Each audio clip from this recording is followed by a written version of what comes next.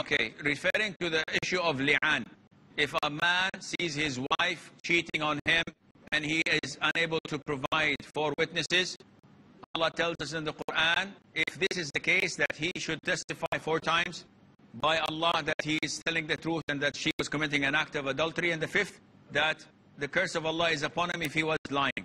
And to be protected from being punished, she has to testify 4 times by Allah that he's a liar, and the 5th time that the wrath and anger of Allah is upon her if he was telling the truth. Now the brother is asking, what if it's the opposite way around? If the woman comes into the house and finds her husband committing the heinous sin of adultery with another woman, so what could she do? Is it the same thing? And the scholars say it is not the same thing at all. Why? It's the same act, yes. What would happen? The worst thing would happen with a man committing adultery is adultery. But with the woman committing adultery is conceiving a child that is not her husband, inheritance, mahram, non-mahram relations, issues. For the husband to commit an adultery, this is a major sin. But it falls under the same category of any person seeing another person committing adultery. She has to bring 4 witnesses.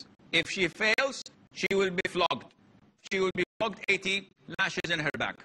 And therefore, if a sister calls and says, weeping and crying, that her husband was committing adultery on her bed, in her bedroom, in her house, what can she do? I tell her, do not say a single word.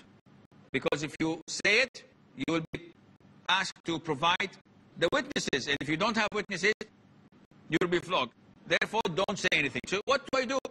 You either ask for divorce without saying that I saw him commit adultery. You may say that he has relationships with women. This is not adultery. You may say any reason. You may just say, I don't want him.